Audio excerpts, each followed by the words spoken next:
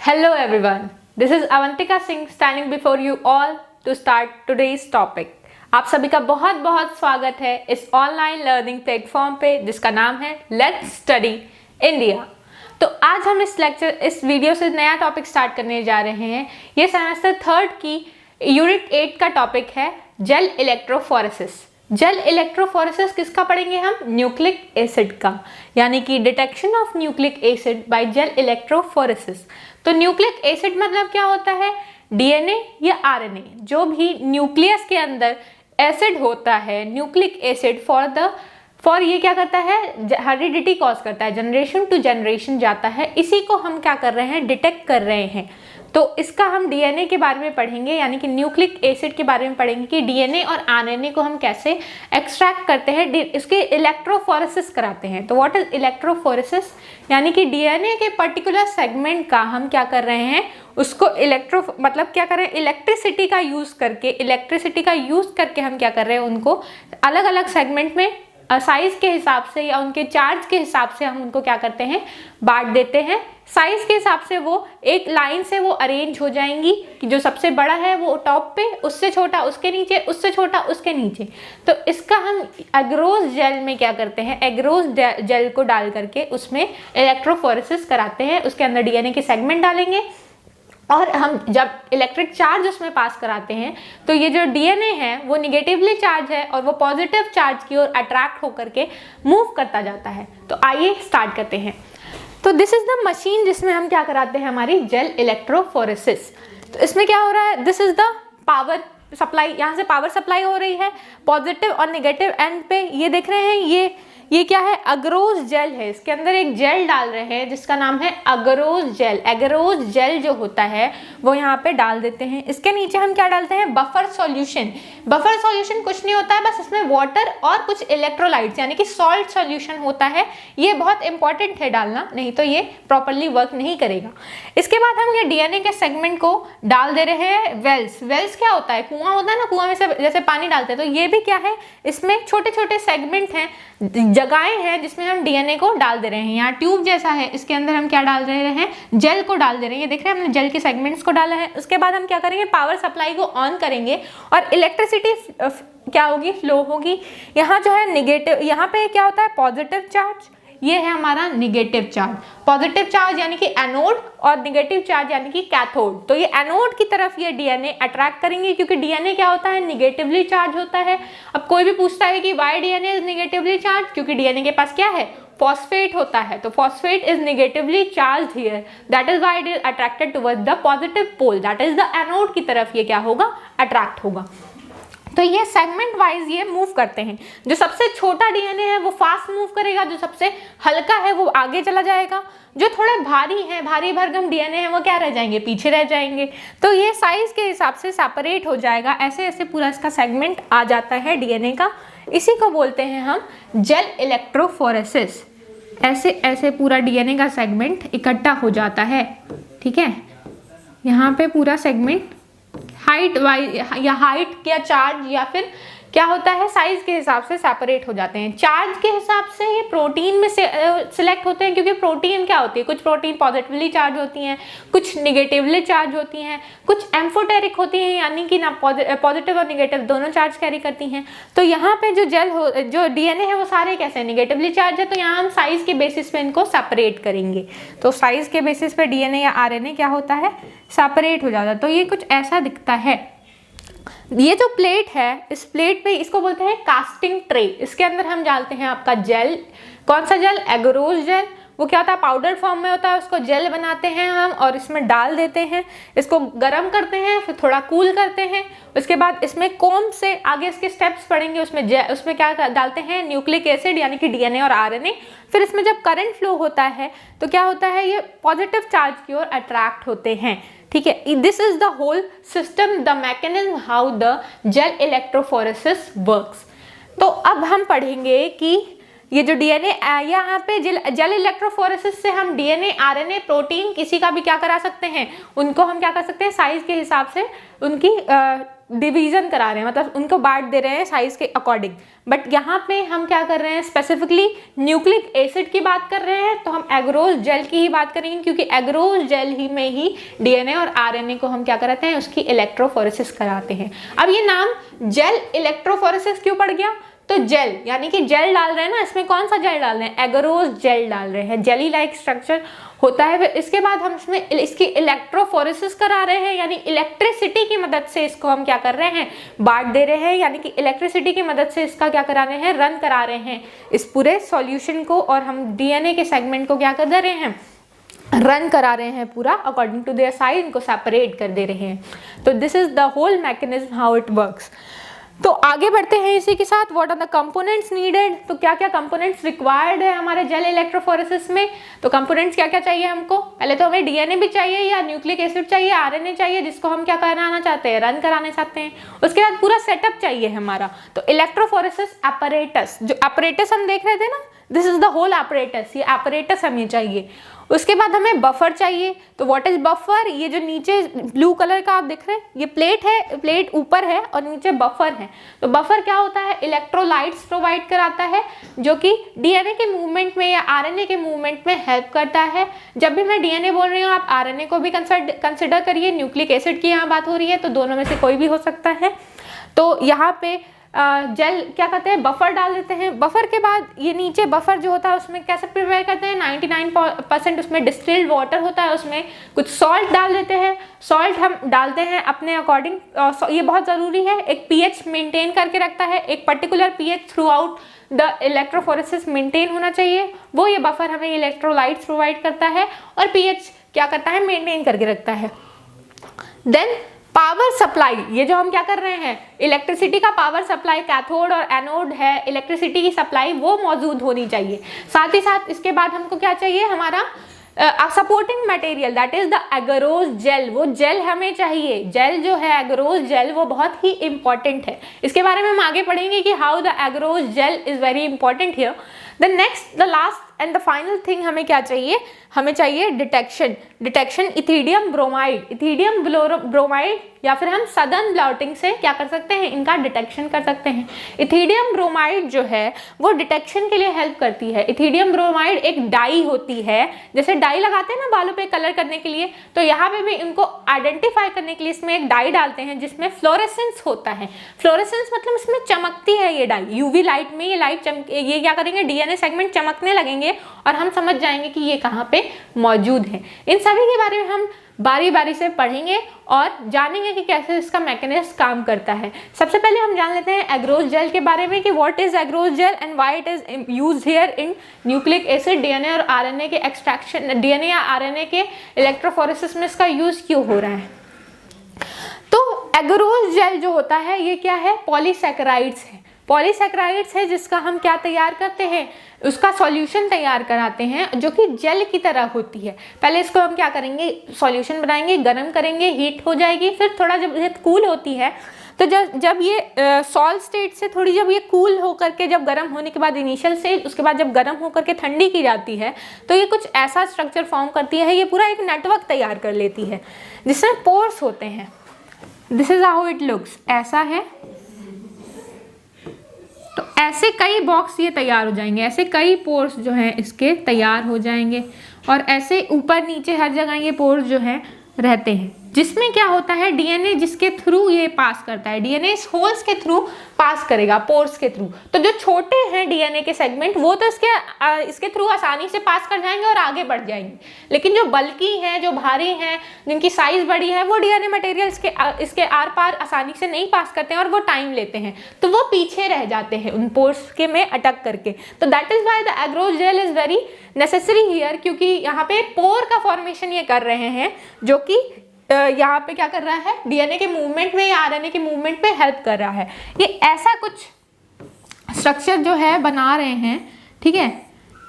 तो ये क्या होता है, इसी पोर्स से ये निकल के, ये जो पूरा वीव है ये क्या होता है, वीव से निकल करके जाते हैं, सीव। तो हम जेल इलेक्ट्रोफोरेसिस को शीविंग का मेथड भी बोलते हैं, छन्नी, जैसे छन्नी में से छन के ये डीएनए जाते हैं ना, तो सीविंग कर रहे हैं यहाँ पे, यहाँ से छन करके डीएनए आगे बढ़ते हैं, जो छोटे हैं वो तो निकल जाते हैं, जो बड़े हैं वो पीछे ही रह जाते हैं। इसी के अकॉर्डिंग हम क्या करते हैं, इनको अलग अलग सेगमेंट में बांट लेते हैं और आइडेंटिफाई कर लेते हैं कि कौन सा डीएनए सेगमेंट कहाँ पे है। तो एग्रोज जेल को पहले हीट करते हैं, देन कूल करते हैं, ये जेलेटिन फॉर्म में आ जाता है, थोड़ा क्या होता है जेल की तरह दिखता है, थोड़ा सॉलिडिफाई हो जाता है। तो कुछ जेल जैसे कि पॉलीएक्रिलामाइड भी यूज होता है एग्रोज जेल की जगह, बट पॉलीएक्रिलामाइड हम डीएनए या आरएनए के में नहीं यूज करते हैं। पॉलीएक्रिलामाइड का हम यूज कहाँ करते हैं? For protein extraction. जब प्रोटीन में जेल इलेक्ट्रोफोरेसिस करते हैं तो उसको बोलते हैं पेज, PAGE, यानी पॉलीएक्रिलामाइड जेल इलेक्ट्रोफोरेसिस। वहाँ पे हम यूज करते हैं पॉलीएक्रिलामाइड का। बट अगर हम न्यूक्लिक एसिड की बात कर रहे हैं जो कि आपके सिलेबस में है, वहाँ पे किसका यूज होता है? एगरोज जेल का। एगरोज जेल अब आप क्या करेंगे, जब अगर इसका क्या करते हैं प्रैक्टिकल कराया जाता है आपके स्कूल में, तो आप देखेंगे इसमें कैसे एगरोज जेल को प्रिपेयर कराते हैं। तो मैंने तो बता दिया कि हीट कराएंगे, फिर पहले क्या करते हैं, एक पाउडर होता है उसको क्या करते हैं मिक्स करते हैं, फिर उसको लिक्विड फॉर्म में ले आते हैं पानी में डाल करके, और फिर क्या करते हैं उसको बहुत ज़्यादा हीट करेंगे, फिर कूल कराएंगे, तो वो जेल लाइक स्ट्रक्चर देता है जिसके अंदर हम पूरा सॉल्यूशन रन कराते हैं डीएनए को डाल के।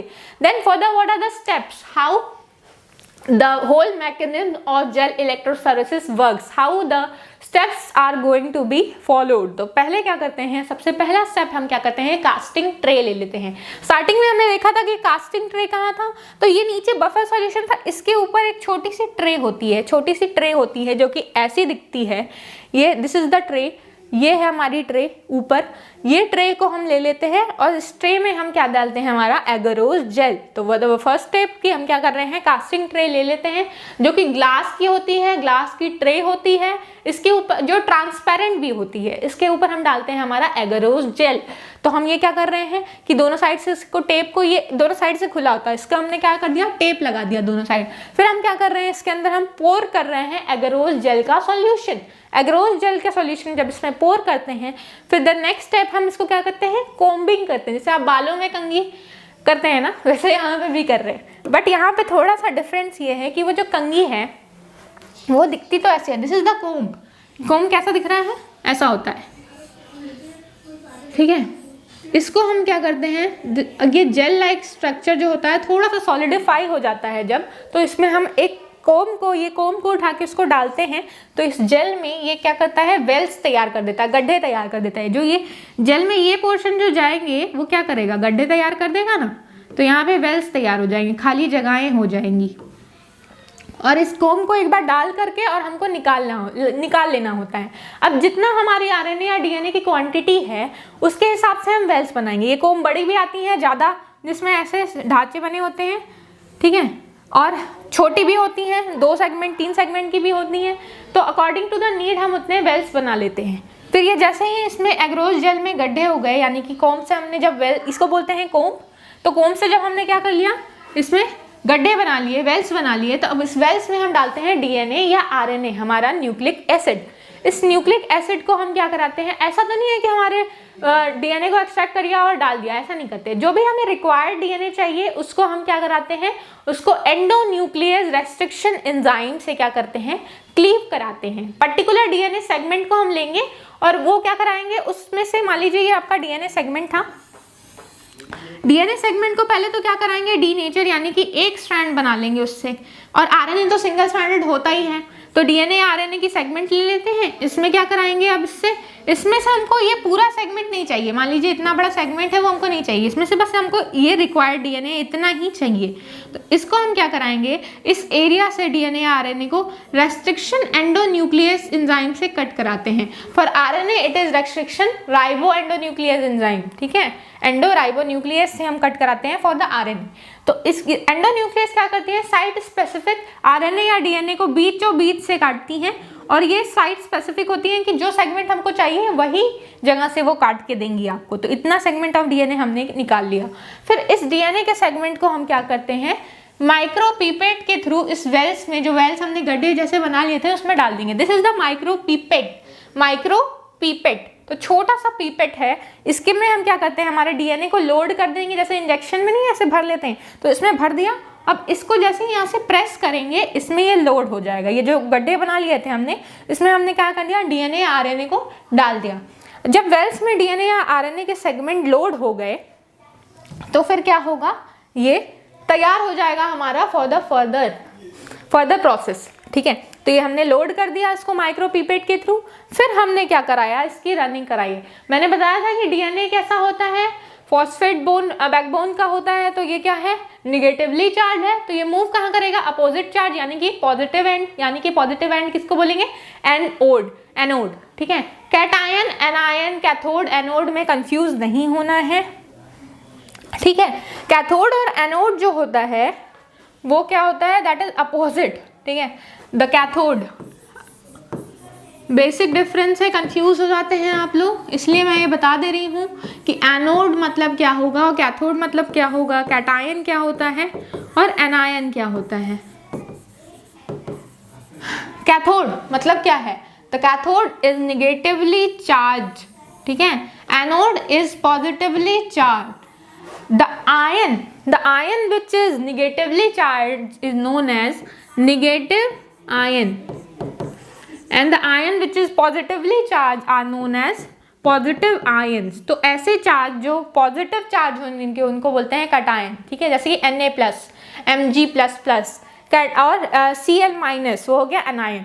बट कैथोड और एनोड इज अपोजिट, ये जो है ये अपोजिटली चार्ज होते हैं, यानी कि ये एनोड उस डायरेक्शन में ये मूव करेगा, इलेक्ट्रिसिटी किस डायरेक्शन में, जैसे कि अगर ये कैटायन है यानी कि कैथोड है तो निगेटिवली चार्ज, एनोड है ये पॉजिटिवली चार्ज, तो ये मूव किधर करेगा। अब हम इसमें से वायर्स कनेक्ट कराएंगे और पावर सप्लाई है ये, अब हमने करंट पास करा दिया, अब ये पॉजिटिव चार्ज की ओर क्या करेंगे, मूव कर जाएंगे। जो डीएनए है हमारा वो मूव कर जाएगा किधर, टुवर्ड्स द एनोड, यानी कि डीएनए पॉजिटिव के साइड अट्रैक्ट होगा और ये क्या करेगा, जेल में से वो जो जेल था जिसमें पोर्स थे उसके थ्रू पास होगा।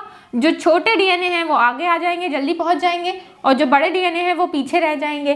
और हम क्या करते हैं, इसमें जो डाई डालते हैं, स्टार्टिंग में जो हमने डाई पढ़ी थी, जो डाई हम डाल रहे थे, ये इथिडियम ब्रोमाइड जो डाई हम डाल रहे थे, वो जो डाई है वो क्या कर रही है, फ्लोरेसेंस का काम कर रही है, यानी कि हम क्या कर रहे हैं, उस डीएनए को बाहर से देख पा रहे हैं। ये जो जेल है, एग्रोस जेल है, वो ट्रांसपेरेंट है, उसके आर पार हमें दिखेगा। जैसे ही जो जेल है, जो हमारा ये इथिडियम ब्रोमाइड है, इसको कलर दे देगा तो हम बाहर से देख पाएंगे कि ये डाई का जो है, ये डाई यहाँ तक पहुँच गई है। देख रहे हैं, ट्रांसपेरेंट जेल है, उसमें से डीएनए हमें दिख रहा है बाहर से, तो ये यहाँ तक पहुँच गई है। तो हम तुरंत क्या करेंगे, पावर सप्लाई को कट ऑफ कर देंगे, पावर सप्लाई बंद कर देंगे। यानी कि अगर हम क्या करें, ज़्यादा देर तक भी इसको चला देंगे, ये जो डीएनए है वो हमारा बफर सॉल्यूशन में उतर आएगा। फिर क्या फ़ायदा होगा, जब डीएनए निकल गया सारा का सारा, बह गया, तो फिर क्या फ़ायदा। तो पहले ही जैसे ही ये 1 इंच पहले ही इसको हम क्या करते हैं, रोक देते हैं, बंद कर देते हैं पावर सप्लाई को, और डीएनए हमारा क्या हो गया, बट गया अकॉर्डिंग टू द साइज और आरएनए। ठीक है, इसके बाद क्या होता है, जब ये पूरा स्टेप हो गया, द लास्ट स्टेप इज, हम इसको क्या कराएंगे, या तो सदर्न ब्लॉटिंग की मदद से हम क्या कर रहे हैं, वो that is a whole different topic. Southern blotting, इसमें क्या करते हैं, इसको हम एक नाइलॉन पेपर के पे क्या या नाइट्रोसेलुलोज पेपर पे इसको डाल करके और क्या करते हैं, स्टडी करते हैं। बट अगर हम यहाँ इथिडियम ब्रोमाइड की बात कर रहे हैं तो इथिडियम ब्रोमाइड जो डाई है, इसको फ्लोरेसेंस देती है, मतलब ये चमकता है। तो यानी कि जब हम इस पर यूवी लाइट डालते हैं, यूवी लाइट डालेंगे तो क्या होगा, देखने को मिलेगा कि ये चमकेंगे, फ्लोरेसेंस एग्जिबिट करेंगे, वो लाइट इसमें इमिट करेंगे और ये हमको देखने को मिलते हैं। ठीक है, तो कैसे हम देखते हैं, तो ऐसे दिखते हैं। This is the original picture, ऐसा दिखता है। ये देख रहे हैं कैसे फ्लोरेसेंस दे रहा है, चमक रहा है यूवी लाइट के प्रेजेंस में। तो जब इसको हम यूवी लाइट के प्रेजेंस में देखेंगे तो हम देखते हैं कि ऐसा हमारा सेगमेंट आता है। अब हम देख रहे होंगे कि स्टार्टिंग में इस साइड क्या है, द लैडर, ये पहले से, इसको बोलते हैं लैडर सीक्वेंस, ये पहले से हमें नोन सीक्वेंस है, ये हमको पता है। ठीक है, ये पहले से दिया होता है, ये प्रेजेंट है। अगर 250 बेस पेयर का है और ये अकॉर्डिंग टू साइज बताए, जो सबसे छोटा होगा 250 बेस पेयर न्यूक्लियोटाइड सीक्वेंस का डीएनए, छोटा डीएनए वो नीचे आ जाएगा, उससे बड़ा डीएनए ऊपर 50 बेस पेयर का, उससे बड़ा डीएनए ऊपर 750 बेस पेयर का, ऐसे अकॉर्डिंग टू देयर साइज ये बटे हुए हैं। अब हमारा ये जो बाकी सेगमेंट है, ये हमने क्या किया है, हमने ये एक्सट्रैक्ट किया है, इसको हमने सेपरेट किया है। अब इसकी स्टडी करेंगे हम, इसको नोन सीक्वेंस से कंपेयर करके। कैसे स्टडी करते हैं, जैसे कि ये डीएनए सेगमेंट आपका आया है, तो ये जो सेगमेंट है यहाँ आया है, यानी कि ये कितने का होगा, 500 बेस पेयर का होगा। ये भी कितना है, 500 बेस पेयर इसमें सीक्वेंसिंग होगी अगर ये आ गया है तो। क्यों? क्योंकि हाँ, ये जो नॉन सीक्वेंस था, जब इतना बड़ा सेगमेंट इस रीजन में आएगा, इसका मतलब ये क्या है, 500 बेस पेयर लॉन्ग सीक्वेंस है। देन ये सेगमेंट है, यानी 2500 से 2000 के बीच ये इनकी साइज है। और ये यहाँ पे देख रहे हैं ज़्यादा डीएनए का कलेक्शन हो गया है। यहाँ पे इतना ज़्यादा डीएनए का कलेक्शन होने का मतलब है कि ज़्यादातर डीएनए इसी साइज़ के रहे होंगे। 2500 से 2000 के बीच के साइज़ के या 2300 के साइज़ के बीच के रहे होंगे, इसलिए यहीं पे ये कलेक्ट हो गए हैं ज़्यादातर डीएनए। देन यहाँ पे आपको देखने को मिल रहा है 3000 बेस पेयर पे, यहाँ पे भी बहुत सारे डीएनए न्यूक्लियोटाइड सीक्वेंस कलेक्ट हो गई हैं जो कि इतने साइज की रही होंगी। फिर यहाँ पे एक सेगमेंट है, यानी कि 4000 से 3000 के बीच का है, यानी कि 35000 का बेस पेयर सीक्वेंस ये रखता होगा। फिर यहाँ पे आपको डीएनए सेगमेंट दिख रहा है, यानी कि 10000 से ऊपर का सेगमेंट है, इससे ज़्यादा बेस पेयर लॉन्ग सीक्वेंस है, इसका मतलब 10000 से भी ज़्यादा बेस पेयर लॉन्ग सेगमेंट है। तो ये वेल्स थे, इसके अंदर हमने डीएनए आरएनए को लोड किया था। इसके बाद ये रन कर गए, एनोड की तरफ मूव कर गए, क्योंकि ये नेगेटिवली चार्ज थे तो पॉजिटिव चार्ज की तरफ अट्रैक्ट हो गए, और ये ऐसे मूव कर गए तो अकॉर्डिंग टू देयर साइज ये क्या हो गए, बट गए। तो जो छोटी बेस पेयर की थी वो यहाँ आ गई, और जो बड़े बेस पेयर के थे यानी 10000 प्लस है ये, तो इसका मतलब क्या हो गया, ये ऊपर रह जाएगा। तो ऐसा कुछ ये डीएनए सेगमेंट हमको दिखता है। ये नॉन सीक्वेंस है जिसको हम लैडर बोलते हैं।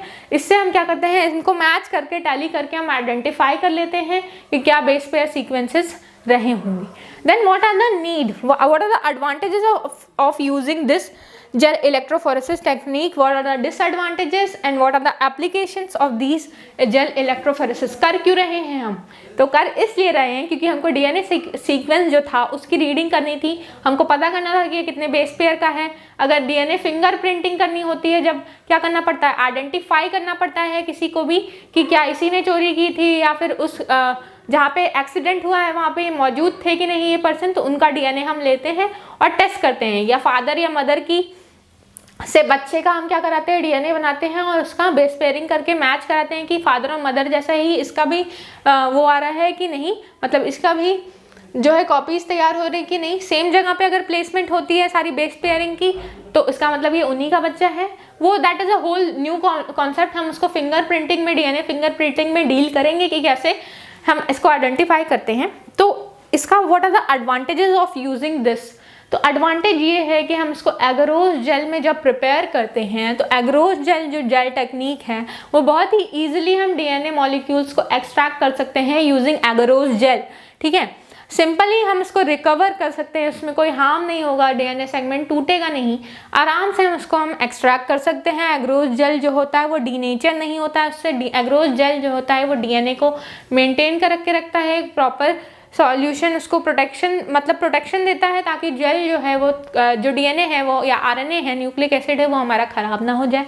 Then next what are the disadvantage of using, अगर हम इसको यूज़ कर रहे हैं, इलेक्ट्रिसिटी का चार्ज का यूज़ कर रहे हैं, हो सकता है कि वो जो डीएनए है वो थोड़ा सेंसिटिव हो जाए और क्या हो जाए, वो मेल्ट कर जाए, पिघल जाए, हमारा डीएनए डीनेचर हो जाए डीएनए उस चार्ज की वजह से, उस करंट इलेक्ट्रिसिटी की वजह से।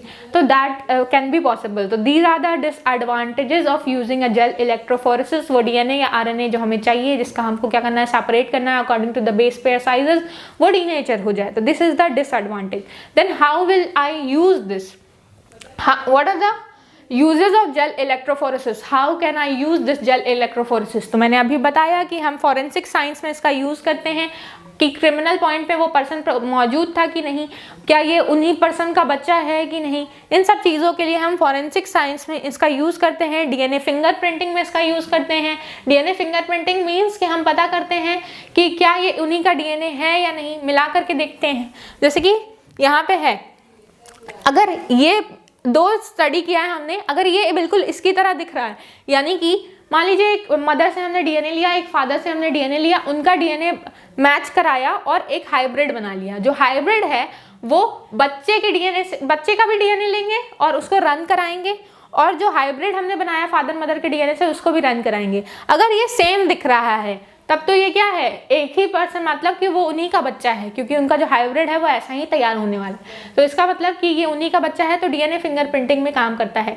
और मान लीजिए जो हमें मौकाए वारदात पे जो हमें डीएनए मिला है, जहाँ पे सीन हुआ है ऐसा कुछ मर्डर का, वहाँ से जो हमें डीएनए मिल रहा है, यानी किसी का ब्लड मिल गया, किसी का सीमेन मिल गया, या बाल मिल गया, तो उसमें से हम डीएनए एक्सट्रैक्ट कराएंगे और उसको रन कराएंगे। अगर वो ऐसा दिखता है और हम क्या करते हैं, जिसके ऊपर शक है उसका डीएनए निकाल करके भी रन कराते हैं। अगर सेम हो गया इसका मतलब वही क्रिमिनल है, या फिर वही उस पॉइंट पे मौजूद था उस समय। और अगर सेम नहीं है इसका मतलब ये उसका डीएनए नहीं था, उसका बाल नहीं था, या उसका ब्लड नहीं था। ठीक है, तो इससे हम क्या कर सकते हैं, जेल इलेक्ट्रोफोरेसिस में ये यूज कर सकते हैं। इसी के साथ ये टॉपिक हमारा खत्म होता है। तो मिलते हैं नेक्स्ट लेक्चर में। टिल देन पढ़ाई करते रहिए। Thank you.